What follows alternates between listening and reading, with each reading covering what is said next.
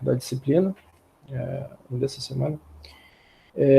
E, basicamente, nós estamos tratando... Vocês estão me ouvindo bem? Sim. Beleza. A gente começou a falar sobre os princípios básicos da camada física, a gente falou o que é um dado, o que é um sinal, a gente viu que os dados, tanto os dados os sinais podem ser digitais e analógicos, né? Analógico a gente viu que é basicamente ele representa um conjunto contínuo de valores, e o dado digital são valores discretos. Da mesma forma, a gente tem os sinais. A gente pode ter sinal digital, sinal analógico e discreto. O que a gente resumiu no final lá é que a gente basicamente tem os nossos sinais precisam passar por canais, e a gente vai ter canais e tecnologias do tipo banda base, para transporte de sinais digitais, onde você ocupa todo o recurso, todas as frequências do canal para o sinal digital, e quando eu preciso compartilhar as frequências, eu vou usar um passa-faixa ou um canal do tipo banda larga, e aí eu faço uma transmissão com sinal analógico. É basicamente isso que a gente resumiu, né? A gente também viu que a banda é proporcional à taxa de bit, e que quando a gente tem um sinal digital aleatório, a gente não consegue relacionar exatamente a largura de banda necessária, e a gente costuma usar taxa de bit, né, quando a gente tem um sinal digital aperiódico, né? Então, por isso que vai ser comum, quando a gente falar de transmissão, então o resumo é assim, transmissão banda base, sinal digital, a gente analisa a capacidade em função de taxa de bit. Transmissão analógica é um canal passa-faixa, banda larga, e a gente consegue correlacionar com alguma largura de banda em frequência. Independente disso, nos dois casos a gente vai ter largura de banda em frequência, e essa largura de banda em frequência no domínio físico, ela é diretamente proporcional à capacidade de banda que eu vou precisar. É assim, as frequências são os caminhãozinhos dos bits, né? É onde que os bits são transportados. Se a gente pensar que se eu tiver poucas frequências, eu vou transportar poucos bits. Se eu tiver muitas frequências, eu vou transportar muitos bits, ok? Frequências ou suas correlações, né? Frequência, fase, etc. A gente fez essa revisão aí. Fechou? Alguma dúvida ficou aí? Parece muito complexo, mas é simples, né? Agora é basicamente isso. Se eu falar que um link se eu falar que uma tecnologia digital de transmissão, quer dizer o quê? Que eu vou usar todo o cabo, todo o canal só para aquela rede. Eu não consigo compartilhar, né? Então, comunicação serial, rede Ethernet, tudo isso aí, a transmissão no fio é em sinal digital. A gente sabe que na natureza não existe sinal digital perfeito. Existe, basicamente, o que acontece, a gente pode entender pensando na série de Fourier, né? Basicamente um somatório infinito de frequências harmônicas, lá, frequências ímpares e tal. E isso gera um sinal muito próximo a um sinal digital. A gente vai fazer uma prática sobre isso, tá? Mas, basicamente, na camada física, a gente pega um caminhão de bits e converte eles num sinal adequado, com a força necessária para chegar no outro lado, né, no final do tubo, no final do nosso canal. Essa é a preocupação da camada física, beleza? Então eu tenho um tubo, de um lado alguém transmitindo, do outro lado alguém recebendo, beleza? Teve até, eu acho, uma pergunta do Magno, né, a respeito de half duplex, full duplex, né? Então, numa comunicação a nível físico, eu só consigo passar energia dentro da mesma frequência, ou dentro da mesma, se for digital, né? Se for digital, eu vou usar todas as frequências. Então, se eu mandar sinal dos dois lados ao mesmo tempo, acontece igual que se vocês falarem junto comigo. Os sinais se misturam, porque eles estão na mesma frequência e eles se somam. E aí eu não consigo transmissão nos dois sentidos, beleza? Geralmente, para ter comunicação nos dois sentidos, ou eu faço uma transmissão analógica e reservo banda, ou eu faço uma comunicação no tempo, dando um tempo para cada um falar, de forma simples, a gente vai ver isso depois, ou eu passo 2 cabos, eu passo 2 canais, aí eu mando um canal num sentido, outro canal no outro sentido. Fechou? Isso é basicamente um grande resumo da primeira aula. O que a gente vai ver hoje, agora? A gente vai ver o que degrada a minha transmissão. Quais são as causas e as consequências de fatores que degradam a transmissão. Então a gente vai ver os três principais, né, que são atenuação, distorção e ruído. Beleza? Ó, deixa eu pegar aqui o vermelhinho. Atenuação, distorção e distorção é com S ou com C cedilha agora? Com C cedilha mesmo, professor. É com C cedilha? Fiquei na dúvida. E ruído. Ok? Bom, o que é atenuação? A atenuação está muito ligado ao efeito Joule. Está muito ligado a perder força. Então, um sinal original, por exemplo, ele tinha uma quantidade de energia e ele foi, ao longo do percurso, perdendo essa energia. Se isso aqui for um cabo metálico, ele vai perder, por exemplo, naturalmente por efeito Joule. E aí, quando chega nesse ponto 2, ele já está bem mais fraquinho, né? Ó, a amplitude dele. Então, a atenuação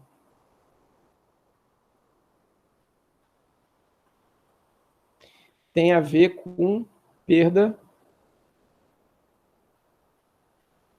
de energia.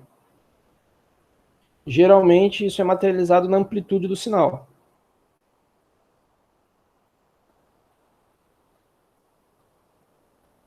Pode crer? Tranquilo?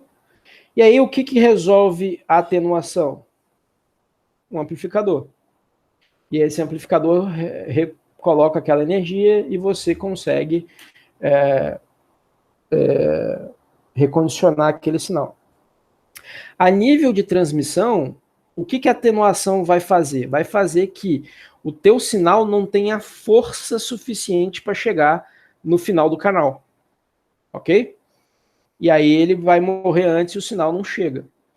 Então, por exemplo, se a gente estivesse falando de fibra ótica, por exemplo, você vai ter que conectar, por exemplo, um CLP num instrumento e por meio, como é um meio hostil lá, a gente vai ver a gente vai ver meios físicos, né? Mas a fibra ótica ela é imune a efeito eletromagnético. Então você colocou lá a fibra ótica, só que aí, por exemplo, o instrumento está a 5 km e a tua interface que gera o sinal não tem força para 5, ela tem força só para 1. O sinal não vai chegar do outro lado, a não ser que você amplifique esse sinal. Você medir energia, né? Se a atenuação está ligada com energia, energia não é uma grandeza linear, né? Então, para a gente linearizar e tratar de energia, a gente vai usar a ideia de dB. Por incrível que pareça, cara, essa altura do campeonato, a galera chega aqui com alguma deficiência em logaritmo, né? Em escala logaritmo e tal. Bom, no aspecto físico, a gente tem que entender o seguinte. dB, ele vai ser sempre 10, né? Ó, vou grifar em vermelho aqui. Ó. 10 log 10 de uma energia em relação à outra. Ah, mas quando eu uso 10, quando eu uso 20? Cara, você usa 20 quando você está comparando coisas que são lineares. Por quê? Se eu falar de energia, potência a nível, como é que eu escrevo potência em função de tensão? P igual a V vezes I.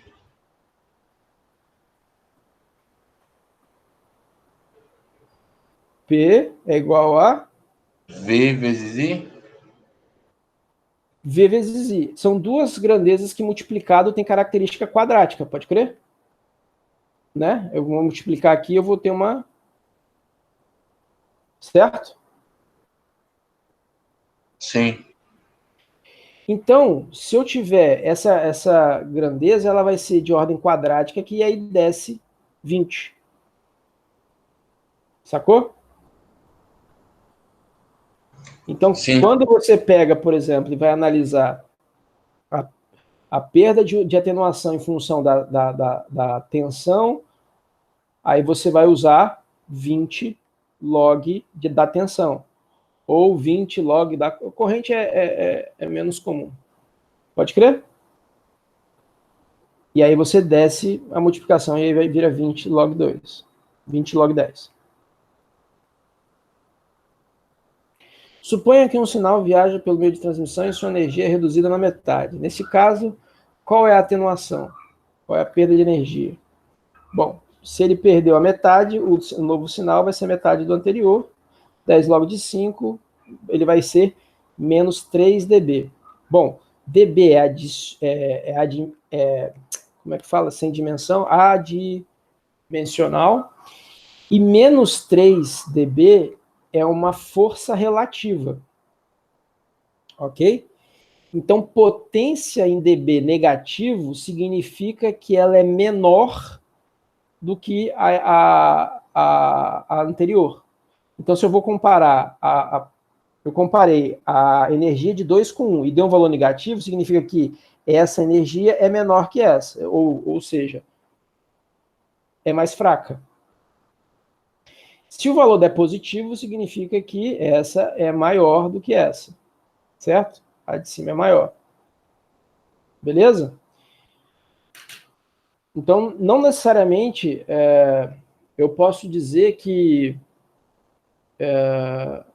quando a potência em dB é negativa, você perdeu energia, e quando a potência é positiva, você ganhou. Então, balanço de potência, deixa eu só ver o que ele vai falar aqui para frente.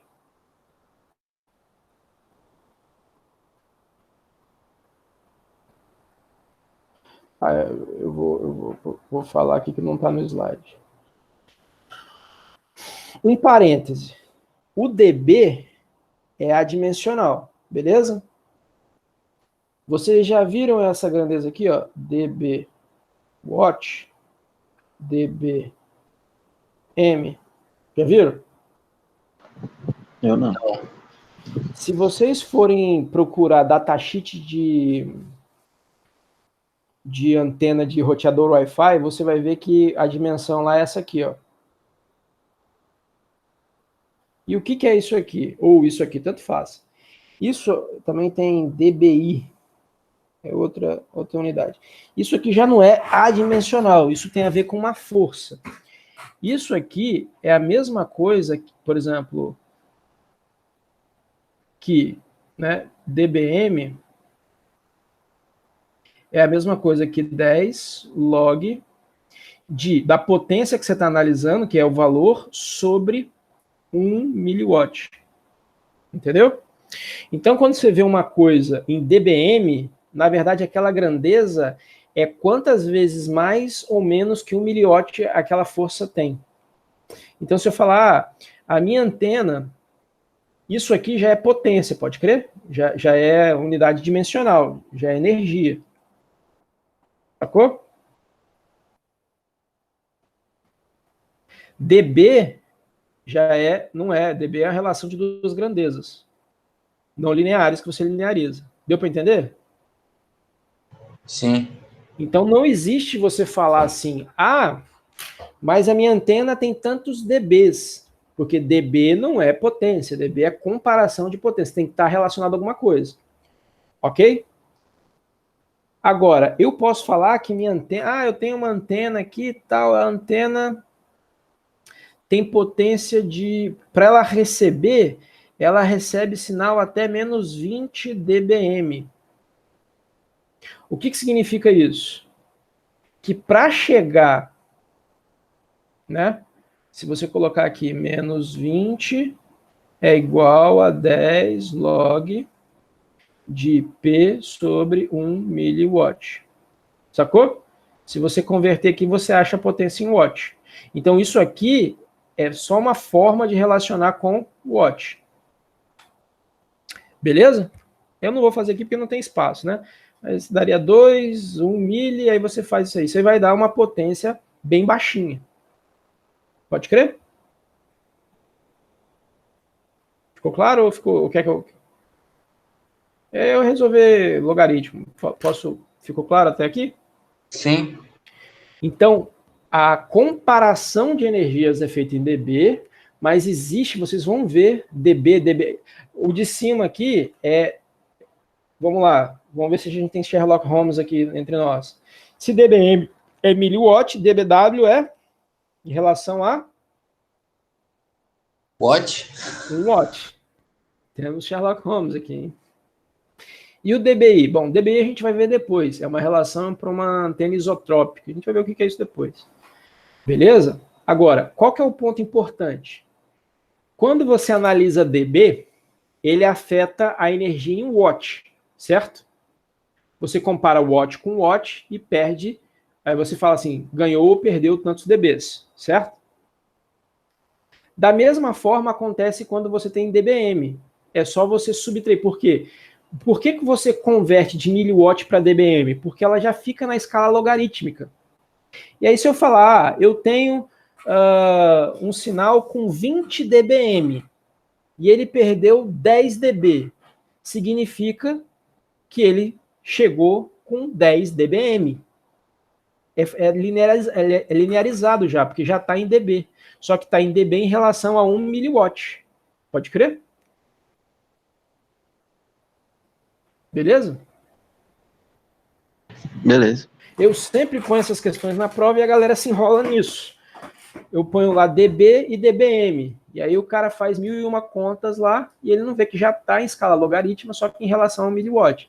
E se eu falei que perdeu, eu já dei a relação da outra energia. Sacou? Então, quando a gente faz balanço de potência, se for dBm, você pode somar com dB e vai dar certo. Ou subtrair, né? No caso linearizado, você pode medir, né? Igual o orçamento do mês. Você tem 1 dB. Aí você perdeu 3, amplificou 7, depois você perdeu mais 3. Então, na sobra lá, você chegou com um saldo de 1 dB. Beleza? Então, o orçamento de potência é simplesmente verificar se a potência que eu tenho para começar, menos o que eu vou perder no caminho, ela chega na potência mínima necessária. Todo receptor ele tem que ter uma potência mínima para ele entender aquele sinal, certo? Senão ele não consegue redesenhar o sinal. E essa potência geralmente a gente analisa em dB. Beleza?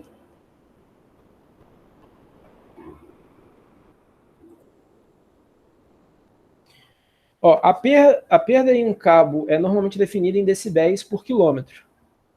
Então, assim, o efeito Joule, né? Eu tenho um cabo e tal, e aí eu ponho uma potência e eu falo, ó, esse cabo aqui ele perde tantos dB por quilômetro. Se um sinal num cabo com menos 0,3 dB por quilômetro, ou seja, esse cabo ele perde menos 0,3 ele perde 0,3 dB por quilômetro. Ele tem energia, no início do cabo ele tem energia de 2 miliwatts, qual é a energia 5 quilômetros depois?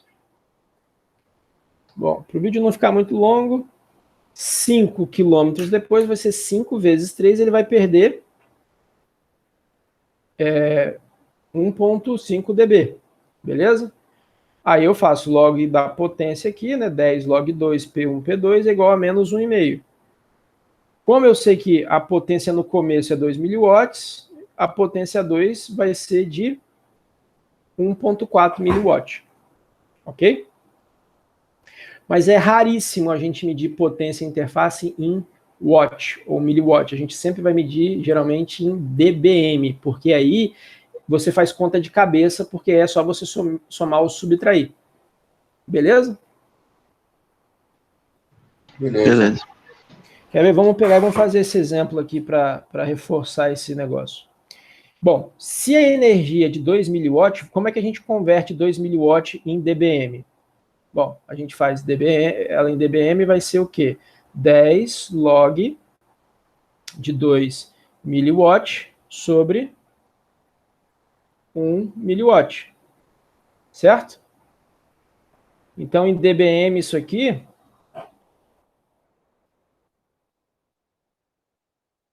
vai ser 10 log 10 de 2. Pode crer?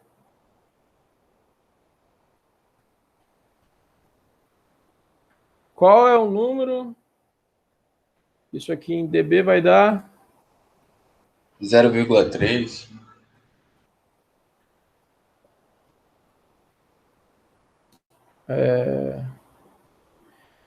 Vai ser, deixa eu ver se eu tenho função log aqui. Deixa eu ver, log de 10. Beleza. Log 10 vezes log de 2. Olha lá, deu 3,01. Então, isso aqui é equivalente a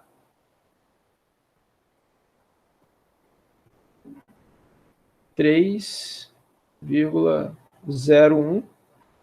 Então, a potência 1, né? Melhor dizer, fica esquisito eu botar, né? A potência 1 é igual a 3,07 dBm.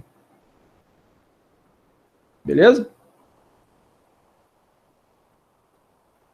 Repara que não é 2 vezes, porque a gente está comparando coisas que não são lineares. Ok? Agora sim, se eu falei que perdeu, eu tenho 3, ela perdeu 1,5, né? Então eu tenho 3,07, ela vai perder 1,5 dB. Ó, a potência 2 é igual, a potência 2 vai ser igual a 3,07 menos 1,5, que é igual a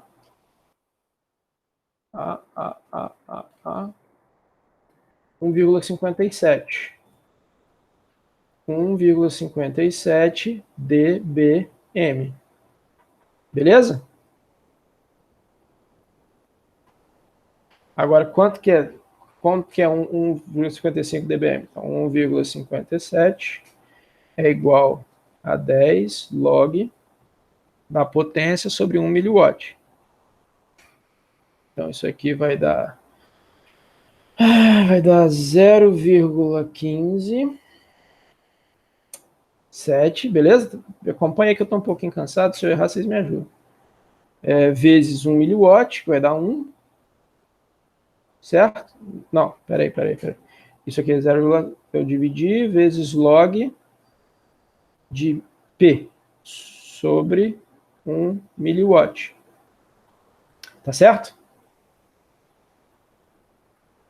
Então, se eu fizer 10 elevado a 0,157, vai dar 1. Aí, deu certo, né? P é igual a 1,435 vezes 1 miliwatt. Beleza? Aqui porque arredondou, pode crer? Ficou claro? Beleza. Reparou como fazer em dB é muito mais rápido e que eu peguei aqui e diminuí dBm de dB? Eu posso fazer isso. Sacou? Nossa, ficou bem zoado o quadro, mas espero que vocês tenham entendido. Aí ficou claro? Deu para entender, tranquilo. Beleza. A galera erra muito isso. Bom, então, a atenuação é isso. dB, se for em dBm, é uma grandeza, é uma potência, só que já em escala logarítmica, que você pode manipular diretamente. Fechou. E aí, basicamente, é orçamento de potência. Eu tenho tanto de potência, eu perco tanto, tem que chegar com tanto. Não, tem que botar amplificador, não tem que botar amplificador. É isso que você tem que saber. Distorção já é uma parada que muita gente não sabe explicar, porque é muito raro da gente ver.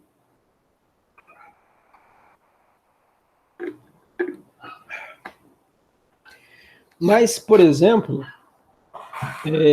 ela acontece quando você recebe, por exemplo, um eco. A gente vai estudar o eco no barramento.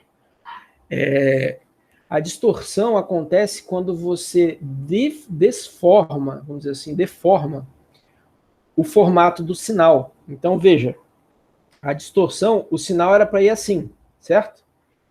E aí o que aconteceu? Por alguma razão, eu posso imaginar que esse sinal vai ser um somatório de 3 senoides, pode crer? Repara, essa senoide foi de boa. Essa senoide aqui, ó, o que aconteceu com ela?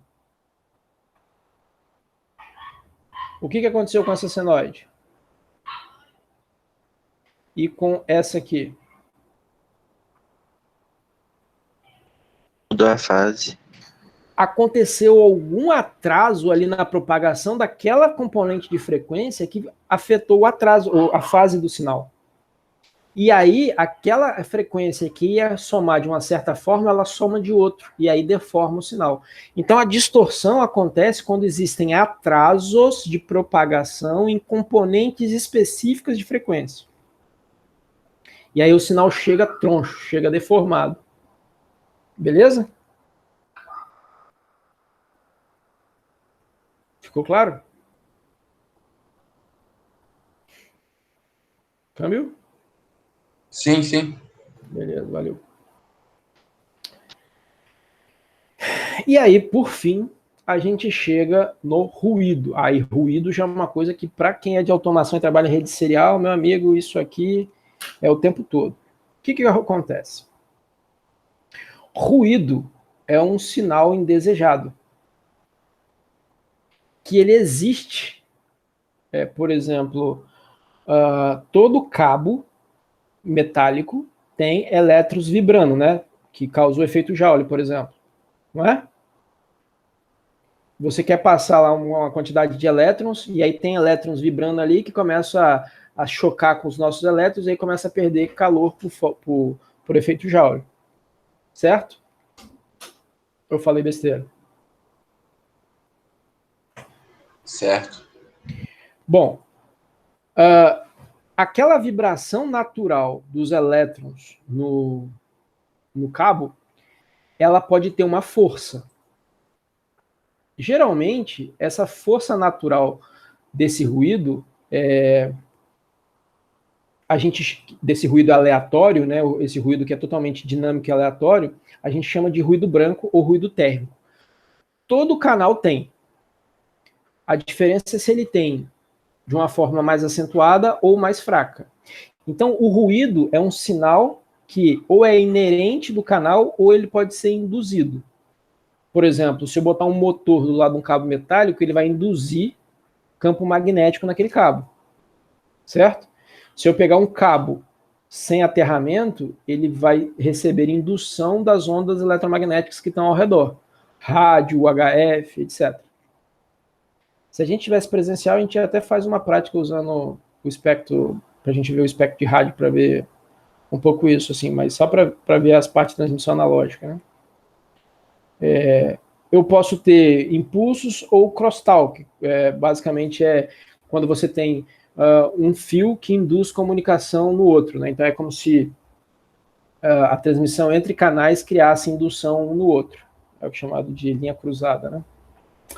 Beleza? O que é ruído? O ruído ele tem uma amplitude. E esse ruído, quando ele acontece dentro da faixa de frequência de uma determinada largura de banda, ele pode ou não afetar o sinal que está ali.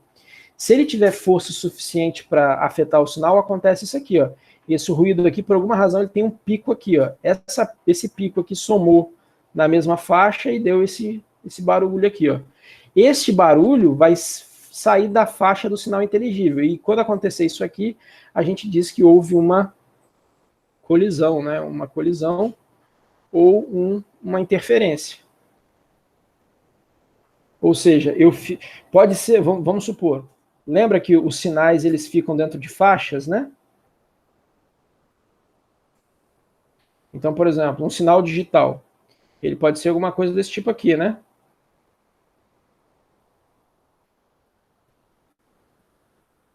Isso aqui eu posso dizer que é um sinal digital, não posso?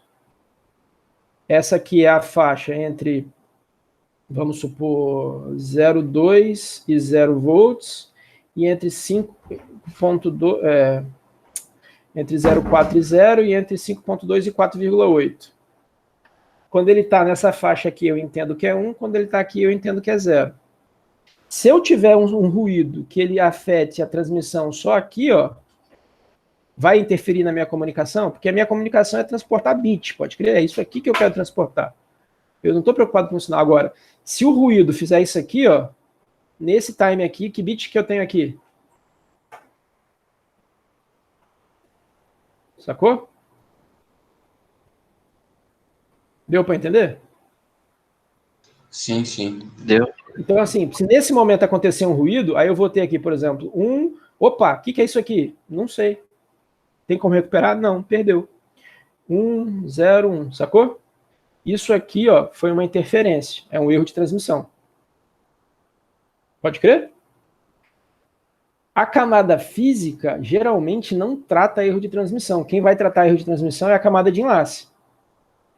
Isso a gente está sujeito. O que a gente pode fazer na camada física? É criar mecanismos para reduzir o efeito do ruído. Ou seja, usar isolamento, usar cabeamento blindado para evitar que... usar, por exemplo, leitura diferencial, né? Se eu transmito pela diferença... Vocês já viram leitura diferencial? A leitura diferencial é o seguinte, ao invés de você transmitir um sinal aqui, você transmite ele em 2 fios. Aí você tem a parte positiva e a parte negativa. E você sempre lê a diferença da tensão entre os dois. Você lê mais V menos V. Deu para entender, né? Isso aqui não é que é positivo e negativo, não. É só que é um polo e o outro. Porque se acontecer alguma interferência, você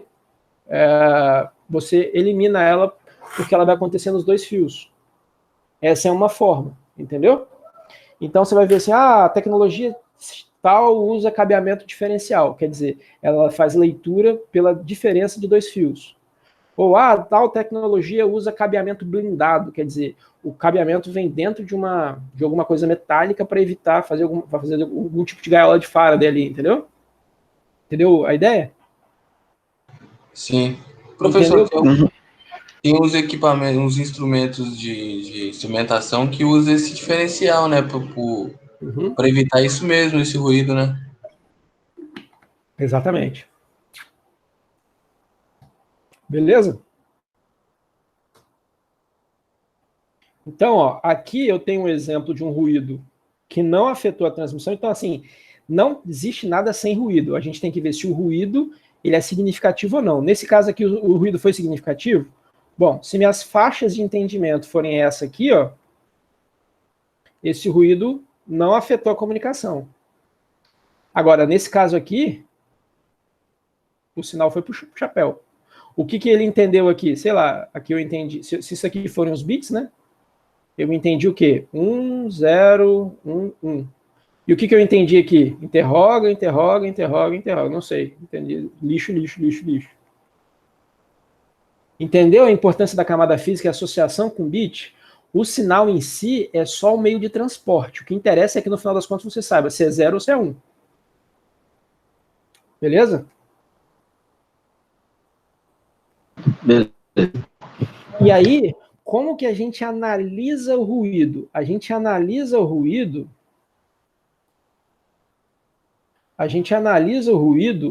por uma coisa chamada relação sinal-ruído. Tá ligado aquela história assim? Se não pode vencer, une-se a eles. Então, assim, como o ruído ele é sempre inerente, eu tenho o SNR em dB, que vai ser 10 log 10 do SNR. E o que é o SNR? SNR é igual a energia do sinal dividido pela energia do ruído. Sacou? Se o NSR é alto, quer dizer que o sinal tem muito mais força que o ruído. Se o SNR é baixo, menor que 1, quer dizer que o ruído é mais forte que o sinal. Beleza?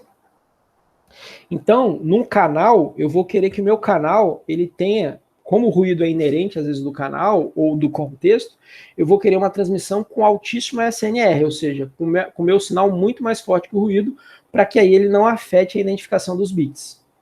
Se a força do sinal for muito maior, o ruído vai acontecer, mas ele não vai, ele vai ser aquele transitóriozinho que não vai afetar a identificação dos bits, beleza?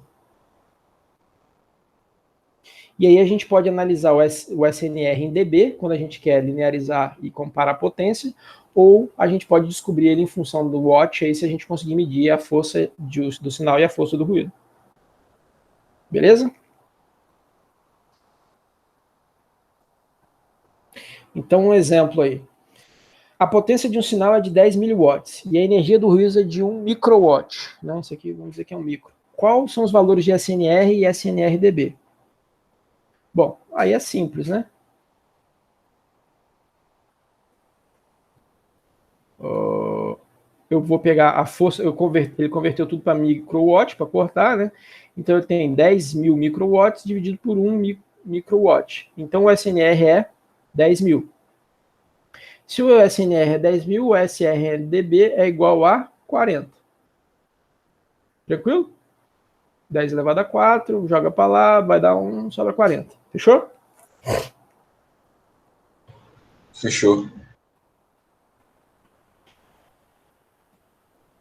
Qual é o valor do SNR e do SNR-dB para um canal sem ruído? Então vamos lá.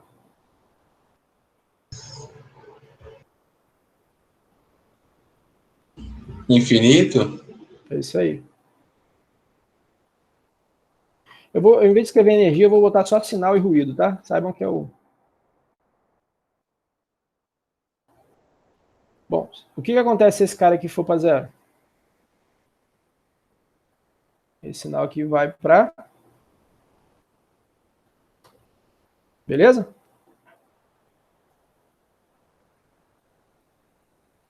Tranquilo? Então não existe canal com ruído zero, porque não existe, pelo menos conhecido, o infinito, né? O infinito é o desconhecido.